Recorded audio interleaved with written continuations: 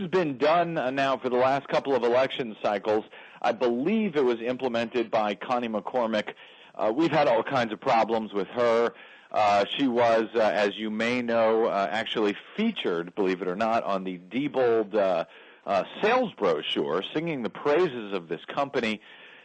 She has gone out of her way to make sure that Diebold was able to retain their profits in California, making a statement to that effect recently before the LA County Board of Supervisors.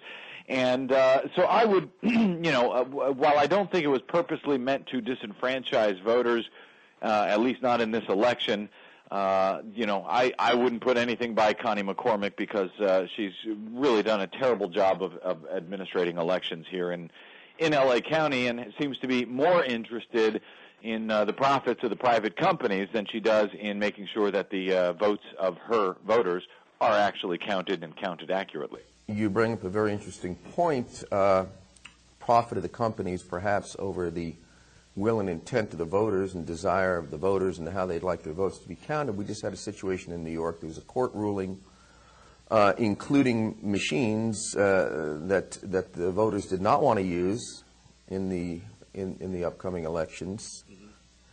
And it seems like the court is ruling in favor, once again, of the corporation's need to make a profit over the actual will of the voters and wanting to have their votes counted a specific way. Does this, do you believe that this pattern has run rampant, and do you believe also that this pattern will indeed by itself be enough to subvert the electoral process? Oh, I believe it has already subverted the electoral process. What we're trying to do now is get out of the mess.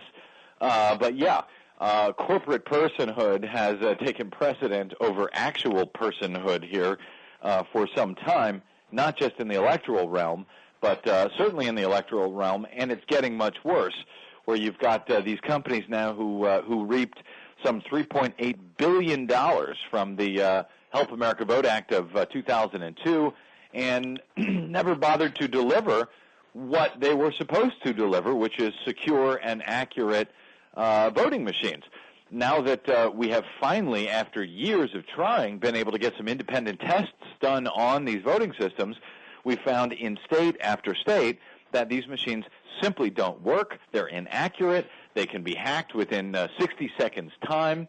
One state after another is now, beginning to decertify these machines entirely. Yes, but Brad, the courts are still ruling in favor of these machines, and these companies' right to make a profit, even though they've been proven unreliable, isn't Well, there? they're not ruling in favor of the machines, per se. They're ruling in favor of the companies and the corporate interest here, and yes, as you suggest, their right to make a profit. Now, I would suggest that they don't have a right to defraud the public, and that court cases need to be brought against these voting machine companies.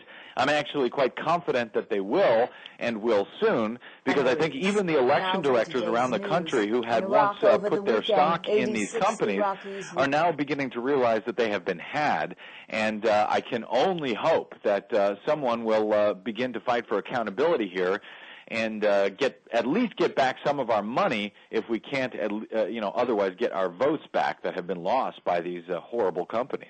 Before we have to go, there is a recount happening in New Mexico. They did the right thing. So, such a close election. How do you believe that that's going to turn out, and what were the particular problems that were experienced in New Mexico briefly? Well, yeah, I couldn't pretend to tell you how it's going to turn out. I will leave that to the people who actually count the votes. Luckily, they've got paper ballots down there in New Mexico because they decertified the touchscreen systems after the 2004 election when they had so many problems with them down there in New Mexico. But what seems to happen, and it goes to this privatization issue, thousands of voters showed up to vote only to find out that they weren't listed on the registration rolls.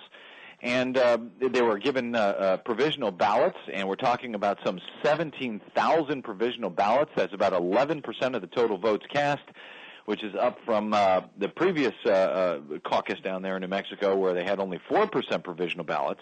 The question is, what the hell happened to the registration rolls? Well, as we're now digging a bit deeper, we're finding that the New Mexico Secretary of State outsourced the maintenance of these registration rolls to Once again, a voting machine company, ES&S, the world's largest voting machine company. They're now, in New Mexico at least, handling the sales of the voting machines, the programming of the voting machines, maintenance of the election rolls, and what do you know, all of these Democratic voters found themselves no longer on those rolls.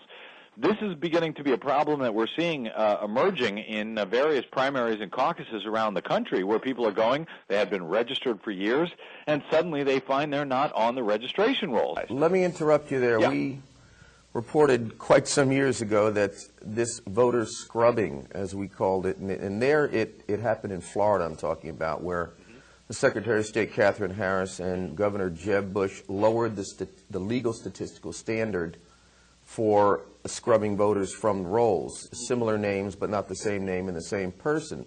What did the Democrats use as far as their standards when they applied them to ES&S in the voter scrubbing in New Mexico? Were they similar? Did it seem intentional, or was this just haphazard work? Well, see, this we don't know, because remember, the Democrats were not the ones who were overseeing the voter rolls. Those came from the Secretary of State, and those were run, maintained by the private company here, ES&S, who has, unlike a public agency, there is no real oversight for these private companies that do these very public procedures. This stuff should all be done by public agencies, so there is full oversight. It's fully transparent. The public can keep an eye on these things. But more and more, it's not. It's given to these private companies, and this has all, I should add, been moved forward by, once again, the terrible Help America Vote Act of 2002, HAVA, which mandated that states must move to full statewide computerized registration systems. And when the states can't do it themselves, they just go out and they hire these private companies to take care of it, and they cross their fingers, hope all is well. And when voters show up on Election Day, they find out that, in fact, they are beta testers for these brand new registration systems. And many times they don't work, and they've been knocked off the rolls. Are there bad guys behind this all, doing this? We don't know. But we do know that voters who have been registered for years suddenly can't cast their legal vote. It's incredible. Hopefully it'll be straightened out in time for the general election. Brad Friedman, I'd like to thank you for joining us once again on the International Newsnet. Always my pleasure, Lenny. Thanks.